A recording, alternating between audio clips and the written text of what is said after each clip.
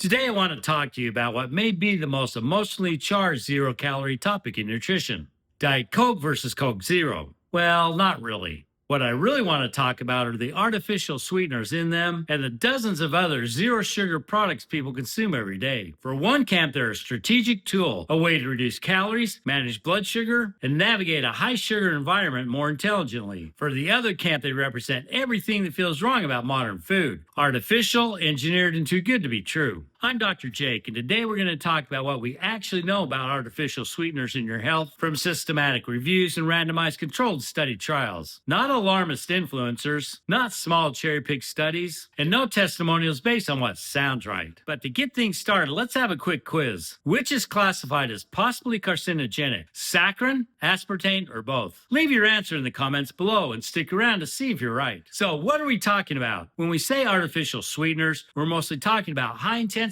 sweeteners like aspartame found in Equal and NutraSweet, sucralose and Splenda, saccharin and Sweet and Low, and acesulfame potassium or ACE-K, the sweetener that helps put the zero in Dr. Pepper Zero, Pepsi Zero, and Coke Zero. Now, there's also a category called natural, non-nutritive sweeteners, things like monk fruit or stevia. They're plant-derived, very sweet, and provide little or no calories. But in this video, I'm going to focus on synthetic artificial sweeteners, the ones that generate the most controversy but come with the most data and research behind them. These compounds provide intense sweetness but come with little or no calories. Even though they can be 100 times sweeter than sucrose or table sugar by weight, sweetness intensity is not the same as sweetness quality. Sugar doesn't simply taste sweet, it binds to specific taste receptors in the mouth in a way that produces a characteristic sensory profile, meaning you know it when you taste it. Artificial sweeteners bind to the same receptors, but do so differently, and in some cases interact with additional taste receptors. The difference in receptor activation and sensory signaling is one reason diet sodas don't taste identical to their sugar-sweetened counterparts. So where do artificial sweeteners come from? Some artificial sweeteners begin with natural building blocks. For example, aspartame is made from two amino acids: aspartic acid and phenylalanine. Sucralose starts out as sucrose, but it's chemically modified by replacing specific hydroxyl groups with chlorine atoms. But this chlorine is not free chlorine. It's bonded to a carbon backbone that makes it chemically stable and very different from chlorine gas or bleach. But still, some people will argue that diet sodas taste like swimming pool water. In contrast, saccharin and ACE-K are fully synthetic compounds, but despite their different origins, they share a single purpose. They are engineered to activate sweet taste receptors while contributing little or no usable energy. Let's talk about how they affect you. Most artificial sweeteners are well tolerated at normal levels. What's normal? Normal will be equivalent to a few cans of diet soda per day, but not enough to make your recycling bin look like it's sponsored. Aspartame is broken down and absorbed in the small intestine, so it rarely causes GI problems, except in people with PKU who must avoid it. Sucralose, saccharin, and ACE-K are either excreted mostly unchanged or used in tiny amounts, and they typically don't cause bloating or laxative effects. Compared to these sugar alcohols found in things like chewing gum and protein bars, artificial sweeteners are generally much easier on the gut when consumed below their daily acceptable intake. Regulatory agencies like the U.S. Food and Drug Administration and the European Food Safety Authority establish acceptable daily intake levels, or ADIs, based on toxicology data with large safety margins. So from a regulatory standpoint, approved artificial sweeteners are considered safe within established intake ranges. But safety is just one question.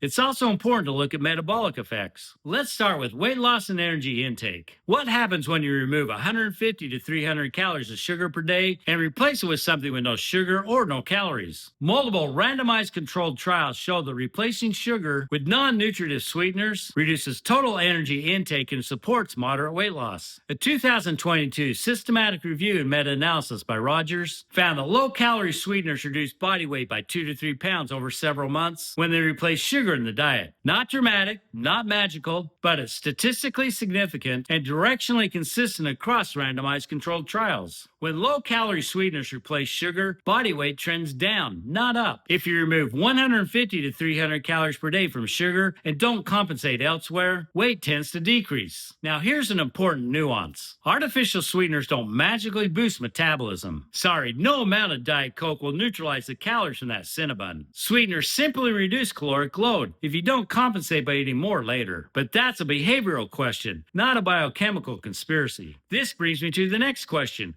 Do Do artificial sweeteners make you hungry? You probably heard the claim that artificial sweeteners confuse your metabolism, spike insulin, and make you crave more sugar, which then causes you to overeat later. That's the theory. But in controlled trials where researchers compared sugar-sweetened beverages to artificially sweetened ones, it was sugar that reliably increased the total energy intake. Artificial sweeteners, in contrast, either reduced total daily calories or left intake unchanged. Meta-analyses of randomized controlled trials show that when low-calorie sweeteners replace sugar, people tend to consume fewer calories overall, not more. But do artificial sweeteners lead to disease? We need to address the large cohort studies that found associations between artificial sweetener intake and higher BMI, type 2 diabetes, and cardiovascular disease. But here's the key, and you've heard it before, association is not causation. Just because Toots the cat is on the roof doesn't mean his weight collapsed the post, although he may be hiding on the roof after having driven his car into the post. People who consume diet beverages often already had a higher BMI or metabolic risk, meaning reverse causation is highly plausible. In fact, randomized trials where cause and effect were tested generally do not show that artificial sweeteners caused weight gain. Now, you may have also heard that artificial sweeteners cause insulin spikes. When you dig into the research findings, most artificial sweeteners do not meaningfully raise blood glucose or insulin at normal intake levels. The so-called cephalic insulin response, a small brain-triggered insulin release that can occur when tasting something sweet, is modest and inconsistent in humans. It really comes down to if glucose doesn't come in, insulin doesn't spike, and neither does glucose. In fact, for people with diabetes, replacing sugar with non-nutritive sweeteners can reduce glycemic load, and meta-analyses show moderate to neutral improvements in hemoglobin A1C when they displace caloric sugars. Now, could their intense sweetness maintain a desire for sweet foods like Augustus Gloop? Possibly, but if drinking a Diet Dr. Pepper chocolate cherry makes you crave a Willy Wonka chocolate bar, you've got a behavioral issue, not a metabolic disturbance. The evidence-based conclusion is that artificial sweeteners do not biologically force you to overeat, and they did not disrupt blood sugar control like sugar does. Next question, are there gut microbiome concerns? Some small studies suggest sweeteners, particularly saccharin, may alter gut microbiota in susceptible individuals. A widely cited study published in Nature in 2014 showed that saccharin altered microbiome composition in mice and in a small subset of humans. But follow-up studies show highly variable effects depending upon dose in the individual's microbiome. At typical intake levels, evidence for clinically meaningful harm remains inconsistent. The gut microbiome may shift in some individuals, but consistent clinically significant harm in humans at realistic consumption levels has not been established. And while some people may experience gastrointestinal discomfort, that reflects individual tolerance, not universal toxicity. Now let's talk cancer risk, the topic that makes the headlines. In 2023, the International Agency for Research on Cancer classified aspartame as possibly carcinogenic, putting it in Group 2B. Now that sounds dramatic, but Group 2B means limited evidence. It's the same category as aloe vera extract and pickled vegetables. Meanwhile, sucralose, saccharin, and HK are unclassified.